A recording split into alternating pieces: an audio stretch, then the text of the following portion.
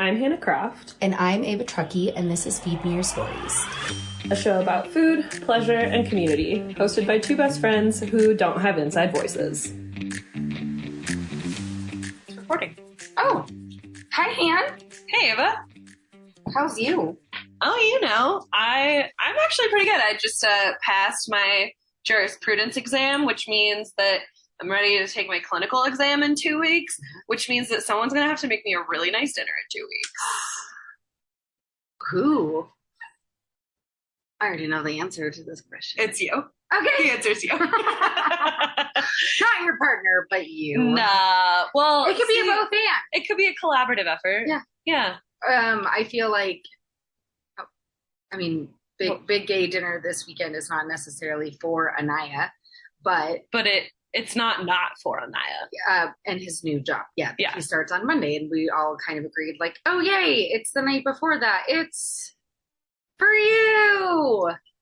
Yeah. Why not? I mean, also, like, we are definitely not a crew of people who needs a reason to celebrate. But we're just like, if there is one, we're definitely going to do it. But now we're just going to make it about you in some kind of a way. On that note, we should figure out what we should. No, I don't know. I would say we should do something for him, but the man doesn't really like surprises. Yeah. / being embarrassed. He doesn't like surprises. He doesn't like being embarrassed, but I like surprising and embarrassing people. And it's just us. Like, that doesn't count. It's just us. Does that make me a crappy friend? That I'm like, I find an element of joy out of like those little embarrassments. Like you lack boundaries. No, because it's just us. I feel like if it was a huge crowd, or if it was like a dinner with like 30 people, it would be a lot different. Yeah. But big gay dinner, big queer dinner is like historically the same crew. Yeah. So it doesn't count. You should see the look on my face. You should see the look on my face. Anyways, we can walk right into this thing. But we should start off with tell me something amazing that you've eaten recently, will you? I ate a lot of good things recently. And how come? Because you got me out of my food rut. And because my best friend came to visit. Yes. Yeah, I got out of my food rut and I feel so much better and so much more energized in the kitchen, which is great. Mm-hmm. I made that corn soup, that Melissa King corn soup. Delicious. So simple. So simple. So good. So good. God, so good. I made heirloom tomato risotto. Yes, and you ate off of it for like 4 days. Yeah. We got home from that concert on Saturday night, and everybody had risotto as a midnight snack. Yes.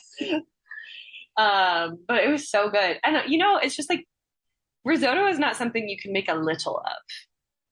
No, when somebody is like, just do like a little cup of Oreo. No, because then I'm gonna have like the dregs of like a bag of fucking rice that like I don't. We're just gonna make we just gotta make all of it. Also, yeah.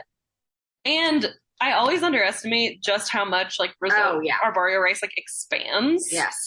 Also, and this is something, so if anyone listened to the episode where I talked about risotto till the cows came home with my dad,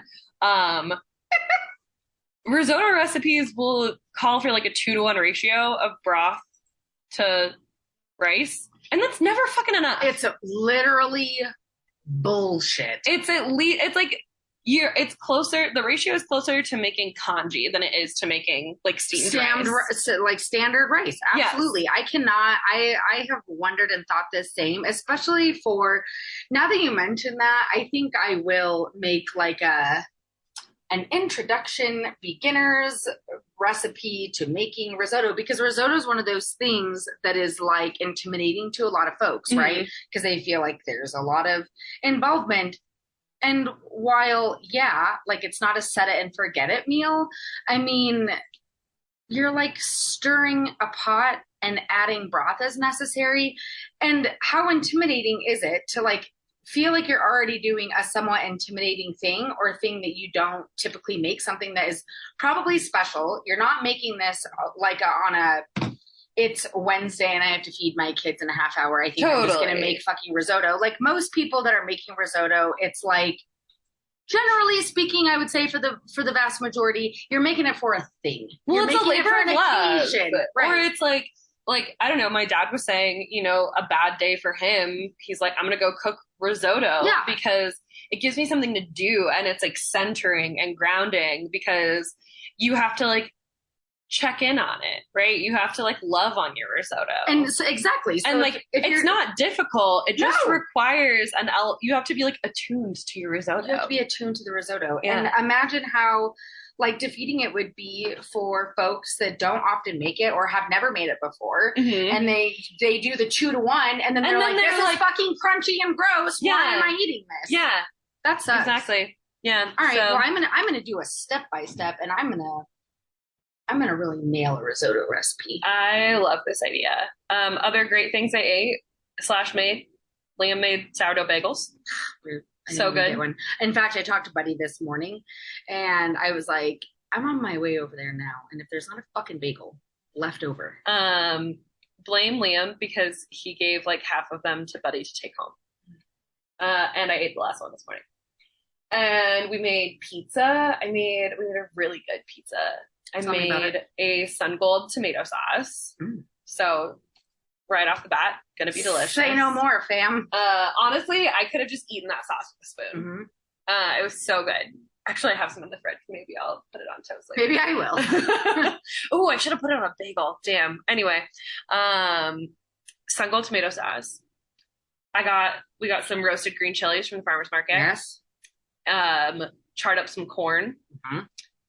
And then we did mozzarella and then a little pickled shallot on the top after. Yeah.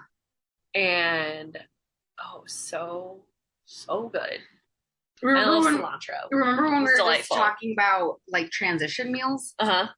I feel like that's a transition meal. I feel like you're like with the addition of the green chili, which is historically like a late summer, early fall thing here in Colorado. That's a transition meal. Yeah. Cause like corn season is like still coming in hot. Mm-hmm. And so, yeah, it was really fun. It was really fun to make pizza with my best friend visiting. It's like a tradition that Liam goes all out and prepares something elaborate when my friends specifically are visiting because Liam feels the need to impress them. Well, and my friends are cool and special and they deserve to be impressed. And also, like, I don't even necessarily know if it's like you want to love on your folks, Yeah, especially totally. Like, you want to love on your partner's folks too. Mm-hmm. Mm-hmm. So yeah, that was the list of good things that I ate. What good things have you eaten? Well, I'm not done talking. Oh, okay. I like that you had the opportunity to get out of your food rut, and I had an idea that this is going to kind of happen, right? Like you did the tomato risotto first, as like I need something that's going to be grounding. Mm-hmm.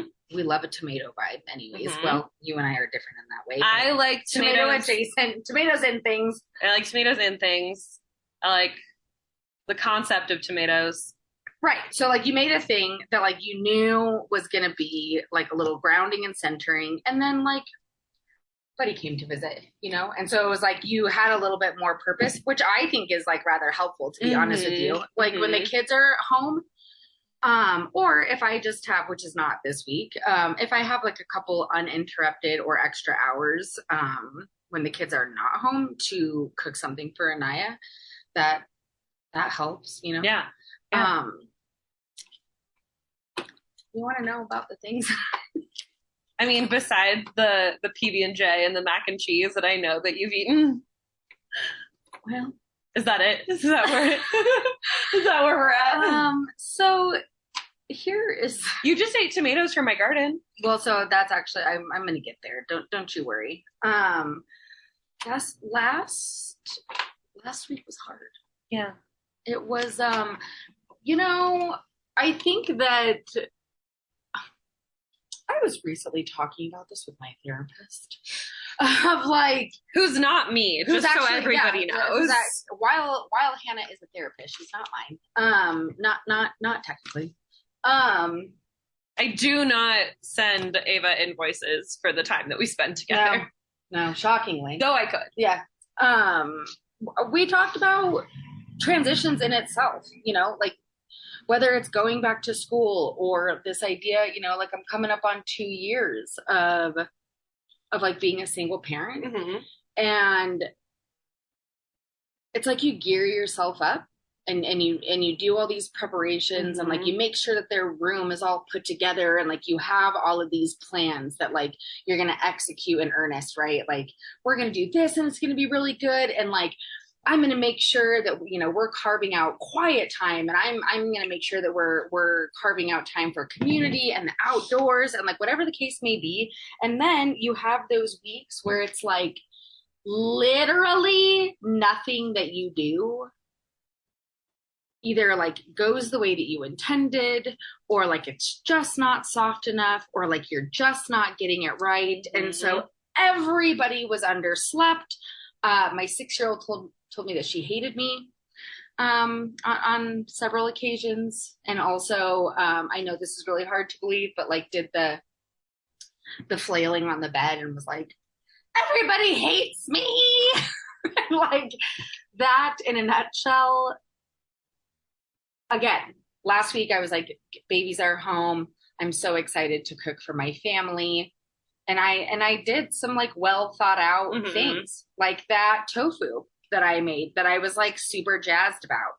Panko crusted, you know, like let it drain, squeeze the fuck out of it so you can actually get it really nice mm-hmm. and crispy.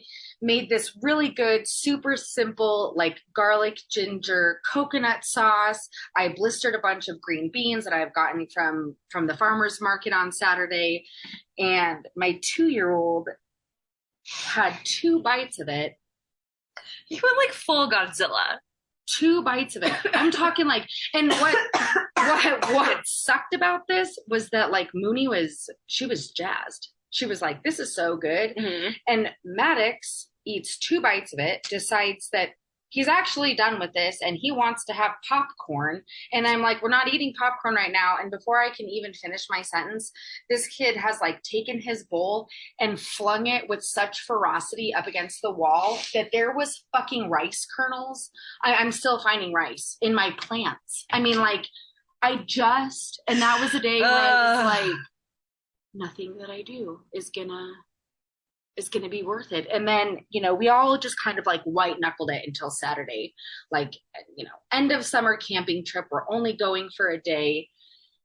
And while it was fine, I mean, it was just fucking hard. You know, nothing went the way that it was supposed to. And so now this week, I feel like I'm kind of getting caught up on mm-hmm. spoons and like energy and bandwidth to even feel a sense of desire. I'm in a kitchen rut. And part of that is like literally out of like mental and physical exhaustion, where I'm just totally. Like, you know what actually sounds good is a cheese stick for dinner. I ate pizza rolls in bed the other night. Okay, see, but that's pleasure. That is, oh yeah. We were drinking champagne and eating pizza rolls. That's like, I think that we often forget that in those moments where we just have to like, we do the thing that does not deplete our spoons. We're staying afloat. And it is often like there is some element of delight to it. Oh, right? For sure. Like there is an element of pleasure to eating pizza rolls in bed and drinking champagne. Yeah. There is an element of pleasure to say like, it is too hot. And it's just too much right now. I'm going to order takeout. Yep. Right? Like in the same way that like we get pleasure from cooking, we also owe it to ourselves to like be able to see the pleasure in the times where we're not cooking and the mm-hmm. times where like food is not necessarily like a production, right? But is something that can be like silly or fun or like just pizza like, rolls in bed, yeah, eaten by adults at like 9 p.m. Yeah. And I think that I have the capacity to like kick my shit in over dumb stuff.